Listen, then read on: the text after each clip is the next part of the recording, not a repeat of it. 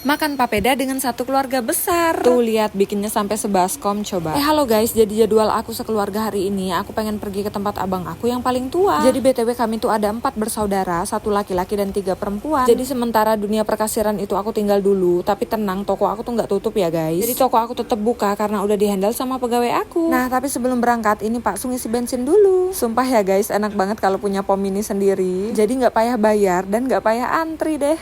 Dan ini kalau nggak salah kita berangkat sekitaran jam 2 siang. Kalian bisa lihat sendiri triknya matahari itu kayak apa. Kalau kata si Agus bilang cak menyala wih. Nah ini nih susahnya jalan di kampung. Kalau panas gini debunya tuh banyak banget. Tapi ya udahlah ya, jalanan kampung kita skip aja. Dan ini kita tiba-tiba udah sampai di kota. Jadi ini tuh namanya Jembatan Orduri 2 Kota Jambi guys. Dan kalau kalian mau tahu, ini namanya Sungai Batanghari terpanjang yang ada di Sumatera guys. BTW video ini aku ambil pas puasa kemarin ya guys. Dan di perjalanan tuh aku ngeliat banyak banget yang jualan es. Asli sih iman aku yang setipis tisu ini tergoda, tapi tenang karena aku anak baik, aku tetap puasa. Dan tiba-tiba ini kita udah sampai aja di rumah abang aku yang paling tua guys. Dan kalian tahu di sini tuh udah rame banget dan mulai masak-masak. Jadi aku tuh agak malu gitu guys karena aku datangnya telat. Jadi aku langsung buru-buru buat bantu kerja. Dan di sini aku kebagian buat marutin melon. Nah kalian lihat ini, kalau yang bulat-bulat ini namanya papeda ya guys. Dan kalau orang Bugis itu biasa nyebutnya kafurung ataupun bugalu. Jadi BTW ini makanan khasnya orang Makassar dan harus wajib ada kalau keluarga aku tuh lagi kumpul-kumpul. Sumpah ini tuh enak banget guys, iler aku tuh sampai ngumpul di tenggorokan. Dan di sini kita lanjut lagi buat nyiapin karena sebentar lagi tuh beduk maghrib guys.